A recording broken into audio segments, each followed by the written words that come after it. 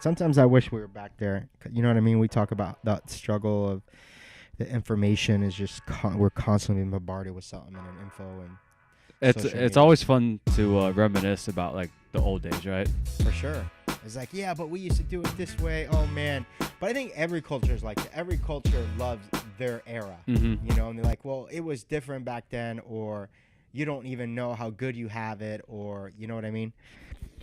But I just love the simplicity of it. It was just so much more simple, man. It was simple. It ain't like that anymore. Nah, bro. Times has changed.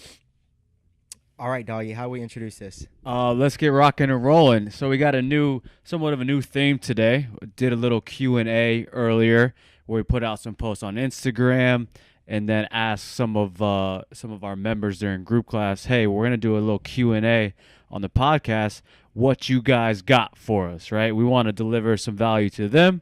So, we asked them to ask away, and yeah, you'll roll with some, I'll roll with some. We'll answer the questions best of our abilities and just rock it just like that. Let's rock it, dude. So, you can let me try to read my own scratch. The first one is ROMWOD a good tool post WOD? Okay, so just to put a little context to it, ROMWOD is basically a guided, you can call it a yoga instructional video where you're holding stretches anywhere from 2 to 5 minutes, sometimes even more. And yeah, but it kind of comes down to, is stretching good, before, after, during, what's the answer to that? Well, I would say it doesn't really matter when you're doing it. It matters that you're doing it, right? If if you're tight, you have some flexibility restrictions, just put in the work to kind of fix those. It can be before, during, or after. So is ROMWOD beneficial? Yes, right? It is good to stretch. And if you're doing it after your training sessions, power to you, right? At least you're doing it. You're putting the work, trying to make changes. What do you got? Something is always better than nothing. And if the question is being had, then it's because you are starting to recognize that you need to put more time into stretching. We love ROMWOD because it's self-instructed. Even if you try to self-instruct your own ROMWOD, it's not going to happen. You need someone to tell you what to do. You need them to hold it for you, and they need to count it for you. And that's what ROMWOD does. And they do it in really quick bits. You can hit something from 10 to 20 minutes long, short to 45 minutes long, and everything in between. You can hit it through specific body parts, or you can do a full body piece in that time frame. So that is the most important to me, because we all know these stretches, but we're never gonna hold them that long by ourselves. So the instruction holds us accountable. And I think what the individual is asking good is it safe to do post-workout? My answer would be yes. And then 2 is, would I have a benefit to doing ROMWOD in general? The answer is absolutely. Yeah, no doubt. And it doesn't just stop with the physical benefits. It kind of gets you in a good, relaxed mental state. If you're doing it post-workout, it'll kind of restate you into that pre-workout feeling, that kind of cool down, getting your mind right, just some mental clarity, a form of meditation. Yeah, and we're not selling ROMWOD above others. Dude, you can go on YouTube right now and Google free yoga, and you can find hundreds of videos that are free, that are professionally done, that you can follow through. So we don't want to use a subscription model as like your limiting factor of why you're not gonna do stretching. Like it's an excuse overall. Yeah, there's so many, there's so much free content out there on the internet. You just find something, stick to it, and do it. Cool. All righty. So I have an injured shoulder. How would I compensate my bad shoulder? Yeah, there's a lot of parts here, right? So one, what we talk about with the coaches, if the shoulder is injured at this moment in time, we have to stay off the shoulder completely. So if the workout calls for, strict presses, then I'm going to have the individual squat, or I'm going to have them pull. But I'm not going to do anything that's going to exacerbate the issue. So that's 1. 2 is we need to come to the root of the problem. Why is your shoulder even injured in the first place? And hopefully I can figure out why that's happening with my knowledge. But sometimes people need a professional diagnosis, not a self-diagnosis, not I tore my shoulder. How do you know that? Well, I know what a tear feels like. No, we need 100% confirmation, because what will happen is through self-diagnosis that's incorrect, we start to follow a protocol that would be correct in its right diagnosis. But because you have identified it incorrectly, we're following a protocol that's only going to cause more problems. Yeah, there's so much gray area on a self-diagnosis, right? Yep. So how I would answer this is, kind of like what you said. What is the definition of a bad shoulder, right? Did you tear your rotator cuff yesterday, or did you injure yourself in high school and over, all these years it got real stiff? It's not still injured, it's just super stiff. So maybe try to restore some mobility with that, as long as we're moving pain-free. If you can go overhead and you don't have some sharp excruciating pain, hey, let's try to restore that motion, right? And you gotta communicate, with the client, with the athlete, what feels good, what doesn't, what feels maybe tightness opposed to actual pain, actual deep pain. And then is this something we can work through, that the movement and work we're putting on it will develop strength and get better, or is this something like we got to avoid at the time being? There's a lot of gray area. For sure.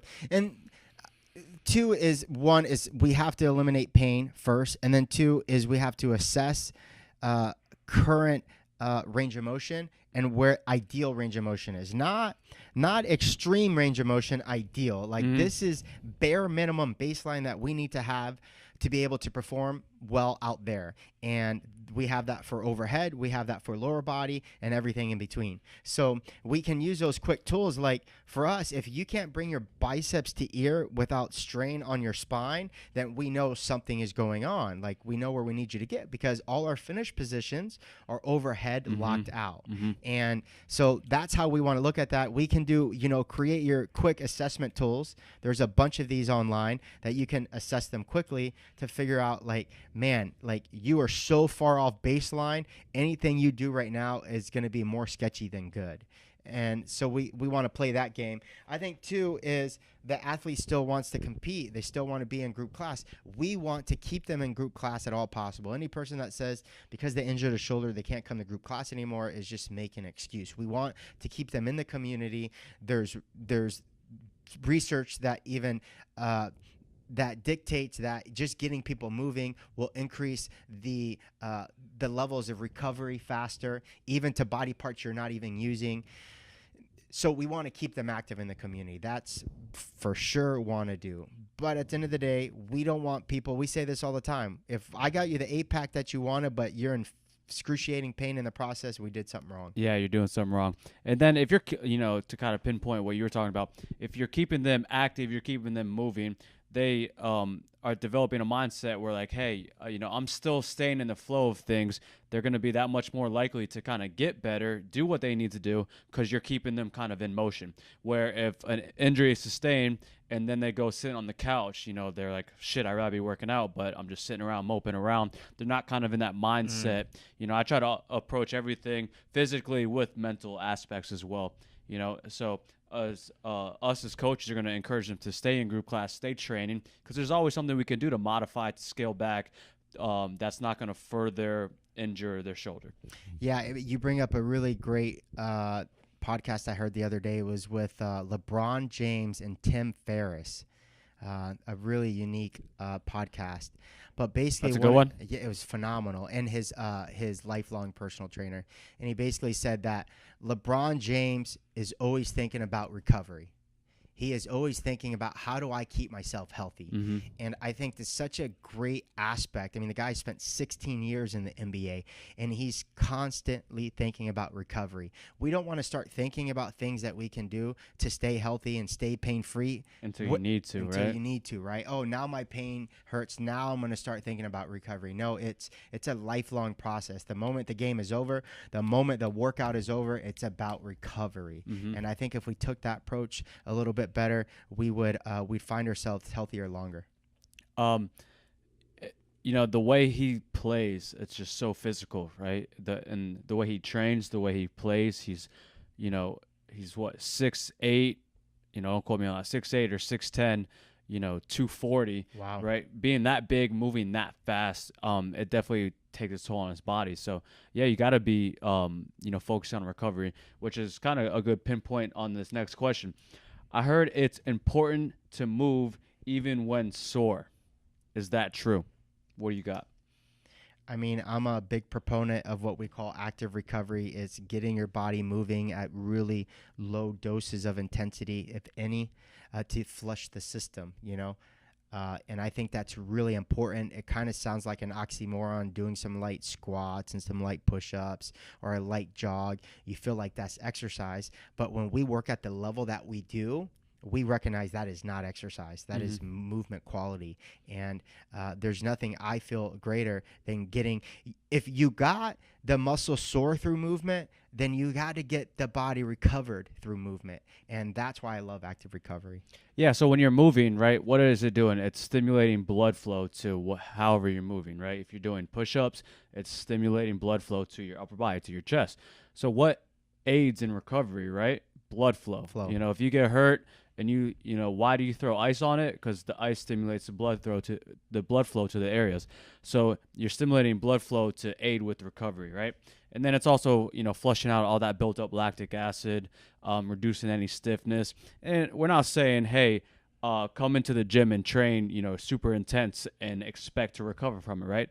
We're saying just move a little bit, and that could be as far as, a walk down the beach or something like that, right? Any type of movement it will reduce any soreness, stiffness, and promote blood flow to the areas where you're sore at. Yeah, and that's hard because mentally you don't want to move because you're so sore, right? We call those first 2 weeks into our program like initiation for all that time you spent not working out. And it's uncomfortable sometimes. No matter how little we reduce the intensity, that movement leaves people sore. And it's hard to get them to understand that this thing that caused you to be sore is a thing you need to move a little bit more to flesh out.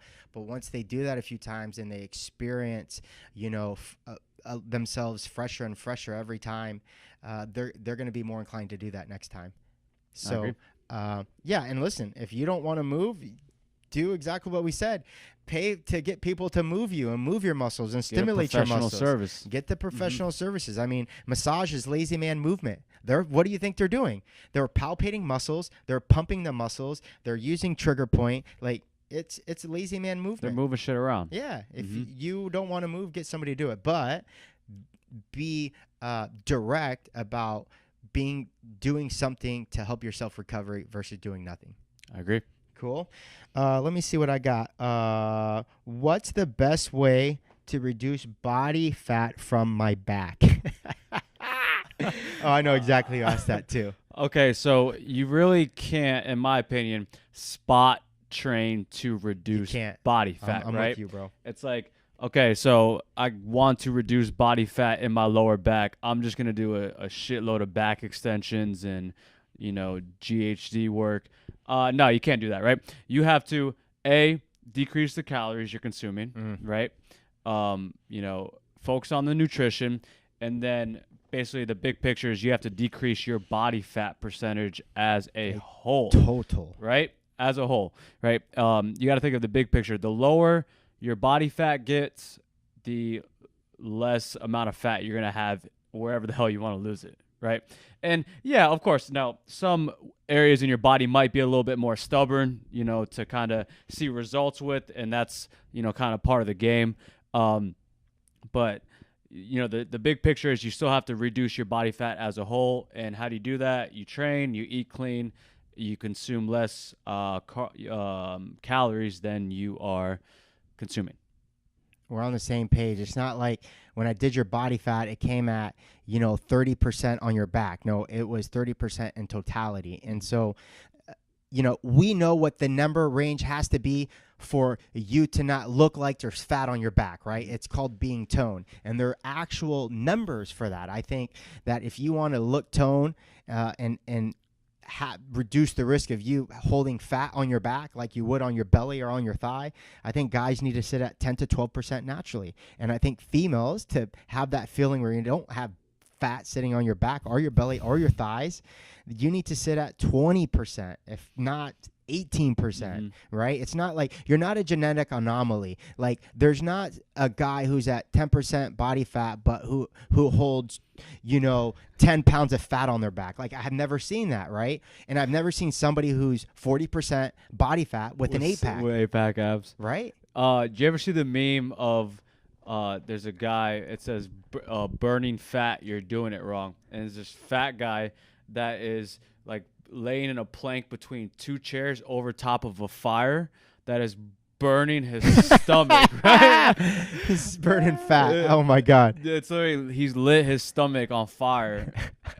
And, that question kind of just made me think of that. Well, to me, it goes as much as like, it's evidence they don't understand how to lose, like what it means to lose fat or what it means to hold body fat. And the protocol is simple in theory. Eat less food, do more exercise. But in practicality, it has to go back to lifestyle habits, that what we do is a lifestyle. It's not a diet. It's not something we do temporarily. This is something we do because the lifestyle allows us and promotes us to live at a low body fat, to train the way that we do.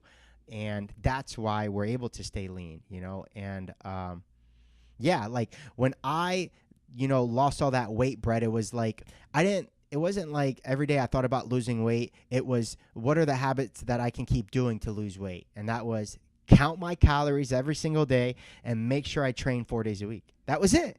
Make sure I stay within my calories every single day and train 4 days a week. And those two things are simple in theory, but hard to practice and live. But over time, they got easier and easier, and I built extra little habits to help those two things succeed every week. And that's how I did it. But I wasn't thinking like, like I'm fat, I have this fat on my back. Like that wasn't what I was thinking. I did the things that I knew would produce the results that I ultimately wanted. Yeah, no, the term lifestyle is the best term for it. It also signifies that it's not going to be quick, right? There's not a magic pill. You have to commit to lifestyle changes and include, training and exercising as part of your lifestyle. You have to include eating quality foods, not too much of it, as part of your lifestyle, right? And do some stuff that's sustainable, that's not too drastic, that you can do long term. Because at the end of the day, it's got to be long term. That's the only way that will deliver results, right? You'll end up right back at this over again otherwise. Nothing worth having ever comes quickly. But I think. What do you got, buddy? I got one for you. What do you eat for breakfast? I knew you were going to ask me this. For energy. I don't. I mean, you and I are big proponents of intermittent fasting. You're more direct than I am about it. I just not hungry in the morning, but I'm not a proponent of intermittent fasting. I just don't eat, and it works for me. I do recognize that, if I have, planned to work out with my boys at 10 a.m. and I normally don't eat, I might sneak something in because I'm afraid that I might feel like crap by 10 a.m. before I work out. But it's rare that I work out that early in the morning anyways, so I still don't eat. I also believe that we are our best experiment. Some people train well fasted, and some people need to put something in their mouth, even if it's just a bite of a banana. Like, although we know that's doing absolutely nothing long term because it's 5 grams of sugar and 50 calories later. But if that works for them, then that's fine. I always ask is, why do you think you need that food early in the morning is the first question I ask. Yeah, no, I'm on the same page. It all comes down to the individual. And you also got to think about the big picture. If, say, you didn't eat since yesterday lunch, right? And, whatever, you had a long night where you didn't get a chance to eat, you went to bed. I'm not saying do that, but you wake up the next day, you're freaking starving because you didn't eat for 24 hours, right? So eat.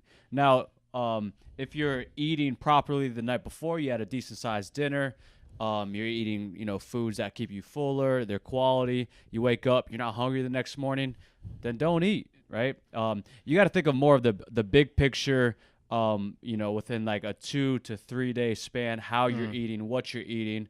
Now, and kind of go based on that, right? What you eat before your workout is not going to justify if you have a good workout or not. 100%. Yeah, and most of the time, even eating a half an hour before that food hasn't even come through the stomach yet to fully digest. So you might think that it has, that it's doing something, but it's not. It's still in the gut and it hasn't even processed fully. The other question she asked to that was, well, sometimes I feel nauseous in some of the workouts. And I think that there's twofold there. Is one, recognize that some workouts at a certain intensity require a little bit more awareness than others. Like if we come in here and it's a barbell day, it's 3 barbell lifts, I don't need a lot of food that day. I have enough stored in my muscles to be able to manage that.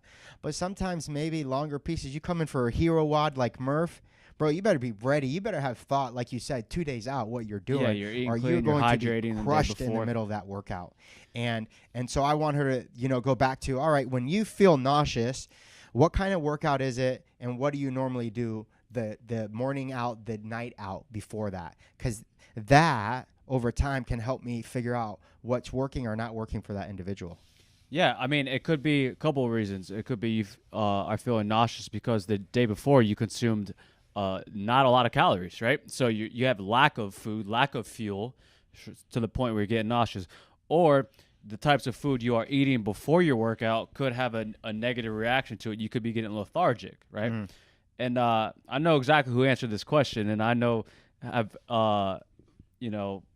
like what they do. I know exactly what they do, right? But anyways, yeah, like what are you eating before? If you're eating toast, right, you could be having a lethargic reaction, right? Which is probably exactly what it is. If you're eating a bagel or whatever the case may be, not really.